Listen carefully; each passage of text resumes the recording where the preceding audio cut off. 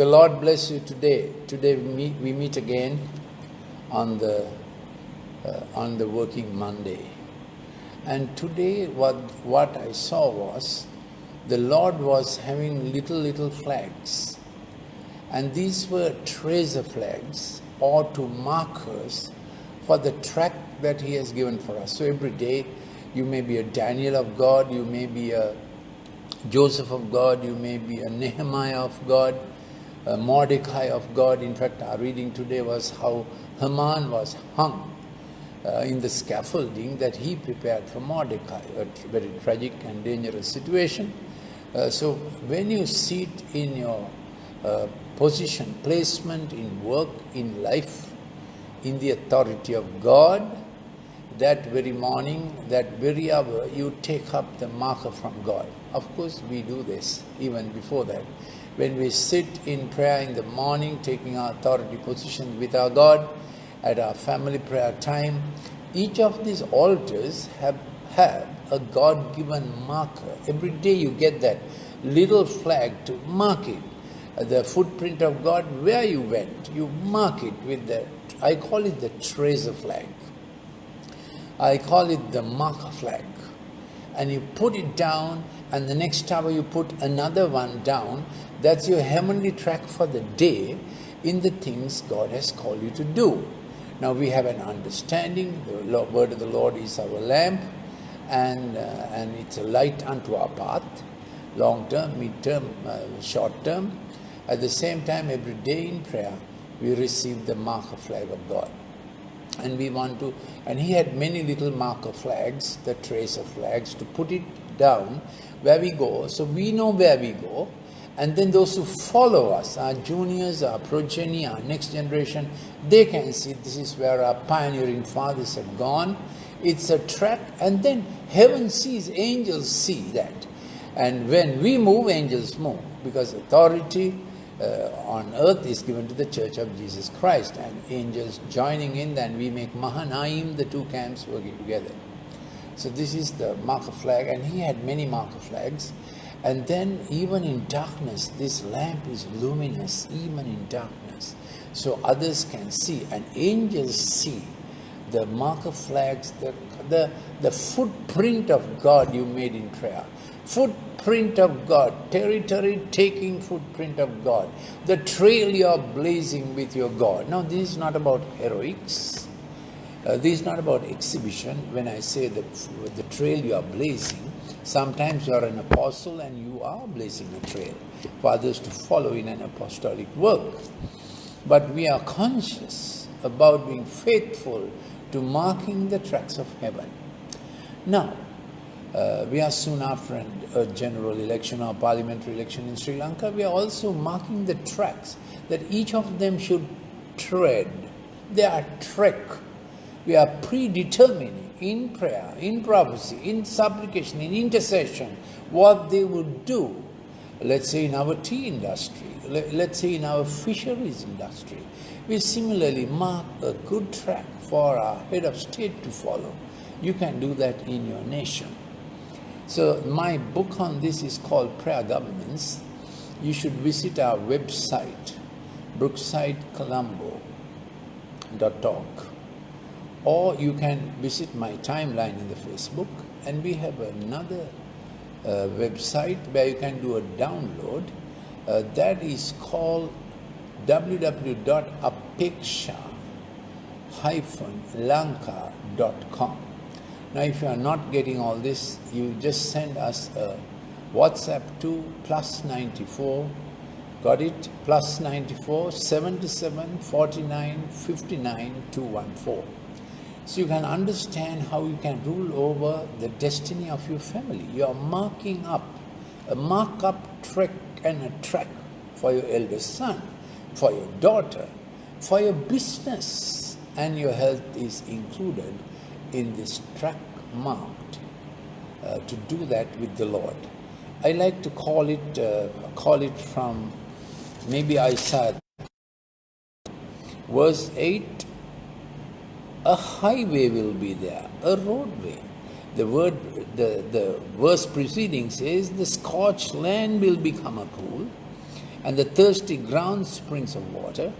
In the haunt of jackals, its resting place. That we have to do this in our marking in intercessions. There were flags, a lot of flags in there, little flags.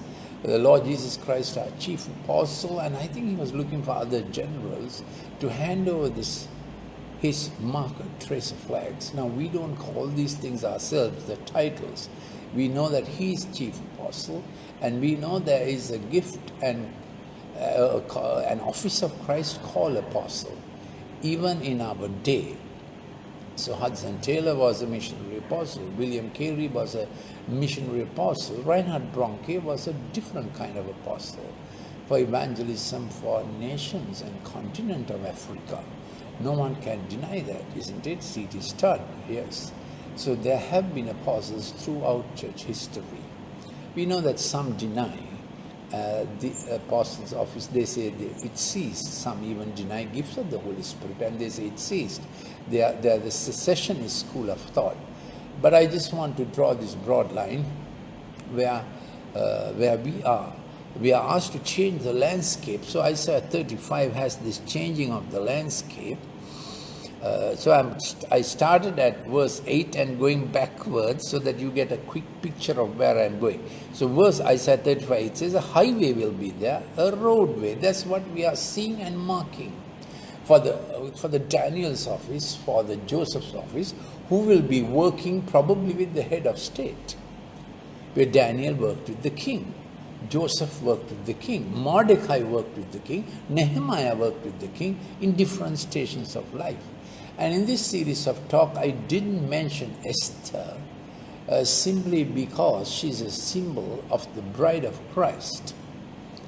Bride of Christ. So it's the bride's authority, the whole church arising into bridal position and working with the king's scepter.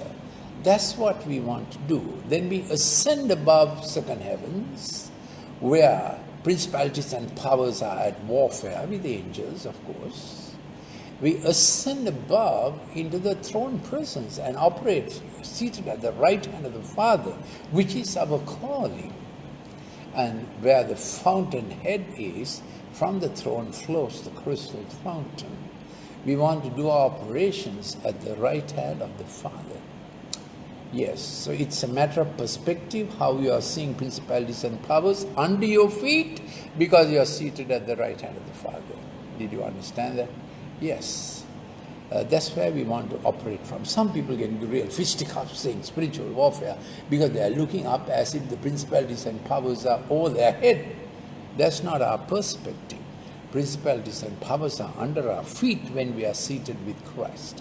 So even your intercession and spiritual warfare can be from the perspective of the oppressed and fighting a battle, or from the perspective of enforcing victory of a warfare already won. But we have to enforce the victory. Yes, so Isaiah 35 speaks of a highway will be there. This is what I saw today.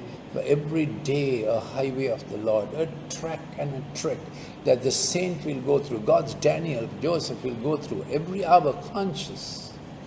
Ambassadors of Christ, seated with Christ in heavenly places, effecting the ministry of reconciliation, preaching the word of reconciliation and occupying the positions God has, and laying down the footprints of God on which the trace of flag is kept and angels see. It's very luminous, seen from heaven. And our progeny, next generation, follow it through. Highway will be there, a roadway, and it will be called the highway of holiness. The unclean will not travel on it. It will be for him who walks that way, and fools will not wander on it, and lion will not be there. Satan can't touch it. No lion will be there. No vicious beast go upon it. No way. These will not be found there, but the redeemed will walk there, and the ransom of the Lord will return. The benefit of going that way, traces, the little flags marking the way of victory through hard terrain. Of course, there will be battle, and there will be a fellowship of suffering, but there will be a power of his resurrection. Now, all this is the unseen realm of doing things, But if you begin at about Isaiah 35, what we are doing daily in ministry, let's see Isaiah 35, you can go to the right at the beginning, or let's say verse 3, encourage the exhausted, strengthen the feeble. We are doing this. Say to those with anxious heart, take courage, fear not, we are doing this. Behold, your God will come with vengeance. The recompense of God will come. This is what we are saying to the nation. Whatever politicians have planned, let them plan for good. That's what we are saying. Their intentions will be turned to good. When we are speaking the intention of God, that's the track we are making. We are schooling them, we are tutoring them. It's tutelage in the spirit. The Lord once told me, what you tell me in my presence is as good as written into the heart of the head of state. If we would occupy that place. That's how we stopped the civil war in Sri Lanka. We worked with the highest office, one of the highest officers. We learned to pray with the commander of the Air Force, a godly man, spirit baptized, every day morning 8, before the National Security Council. We pray with him, the God intention. Then in the National Security Council, he prays with the God intention. Yes, it was not about killing people. It was about establishing peace. So we say to encourage the exhausted, strengthen the feeble, say to those with anxious heart, take courage, fear not. At this time the poor are anxious, the rich are anxious. The best of times for the gospel to shine through. Church, what are you doing? Are you frustrated, fearful, don't know what to do? How can that be? We become the roadmap for a nation to follow. We become the roadmap for a nation to follow. Behold, your God will come with vengeance. He will do right. He will restore. Then what happens? Eyes of the blind will be opened. Those who never saw the gospel begin to see. Ears of the deaf will be unstopped. Oh, those who said, we don't want to hear anything about God and your Christianity, their ear is unstopped. Then the lame will leap like a deer, and the tongue of the mute will shout for joy. Waters will break forth in the wilderness. So nations that have been scorched will begin to have real living waters of life and economy. Streams in the desert, Arabah. The scorched land will become a pool.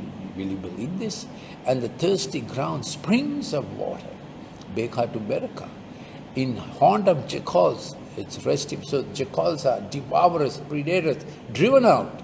Where jackals were in politics, in the corruption, in economy, where the jackals were, the globalists, the global brands like jackals, devouring health, devouring the finances of people, devouring morals, the jackals.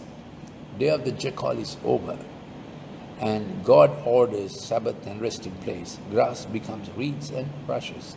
There's so much water flowing. You understand? A highway will be there, a roadway. So what changes the ecology and the economy, the transformation comes because of a highway will be there. So that's why I began at Isaiah 35:8, the reason for the season, reason for the transformation, and then, so the verses 3 to 4 is the message, 5 to 6 is the effect, 7 is the physical transformation, yes, the economic and all that. And then 8 onwards, we are given the spiritual process that brings about the natural, much needed change. God bless you for joining in. So remember these markers you have to take and plant in the track God has given you. Mind your own business. Christian, mind your own business. And pray over the politicians. When we are not minding God's business and we are becoming when we are becoming political in the wrong sense, we have missed the plot. Church, get to doing what God has asked you to do. Is that all right? Get to doing what God has asked us to do. Keep the highway of the Lord. Track it up for Him.